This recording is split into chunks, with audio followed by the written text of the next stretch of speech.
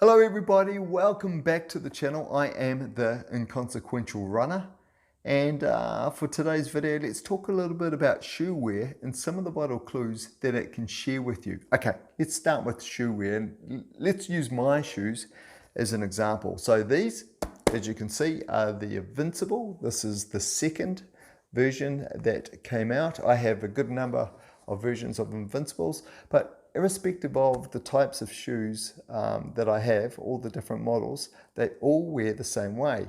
And that's this. If you can see on the heels of the shoes, and especially on the lateral side of my left foot, you can see that there's a lot of wear there. And you compare it to the right, very fresh. So these are about 400 kilometers old, excuse me, and you can see a lot of wear in here. And that, as I say, is typical with all my shoes. And because I'm aware of that now, that the wear is so different for my left foot than it is for my right foot, I became conscious of that and trying to work out why.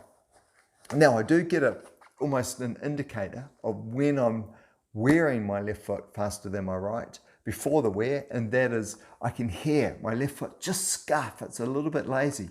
So then the next question I had was, well, why is that? Why is my left foot scuffing? And I've been coming out of a fairly long term, I say fairly long term, about, 4, 5 or 6 months now, probably seven, hamstring injury. And I think what that's done is it's changed the stride of my left leg. It's not as fluid as it was. It's a little bit stiffer, and I'm hitting heel heavy. But I can hear all this. This is the point. I can hear this when I'm running.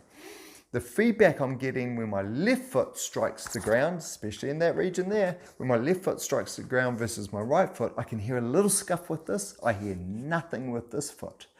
So what that means to me is that little scuff, the very fact that I'm trying to consciously listen for it, and when I hear it, it means I try and change my stride with my left leg to, so it's not, I'm not going to say lazy, but not so stiff. It's almost like the muscle is stiffening up to protect itself. So what are your takeaways? Check the wear on the bottom of your shoes. They can give you some good clues to what's going on. It might not give you answers, but it will give you enough of a clue that you know to now look for something. I'm not going to say if your wear is different on your left foot than your right foot that there is inherently a problem. But by looking, you might see that because there are differences in wear, there might be a problem. And if it's a problem you're not experiencing at the moment, it might be coming down the tunnel to you, down the road to you. So being aware of it early, I think is really helpful. The other thing that the uneven wear has sort of let me know is that actually the wear on the outsoles of some shoes aren't as bad as we think, especially when there's uneven wear. What that shows you is how quickly the outsole can run out if it's scuffing, and how long it can last when we're not scuffing. And case in point, these shoes right here. That's not too far from going through the outsole, where this is miles fresh, and it's like miles fresh, and it's only 400 kilometers old. So there we go. Okay, so maybe have a look at the bottom of your shoes, see if it's giving you any clues and anything to consciously think of the next time you're running. I know that when I hear a scuff, it reminds me, now I'm consciously aware of it, it reminds me to relax my left leg, because usually there's tension in it, which means I'm hitting heel first.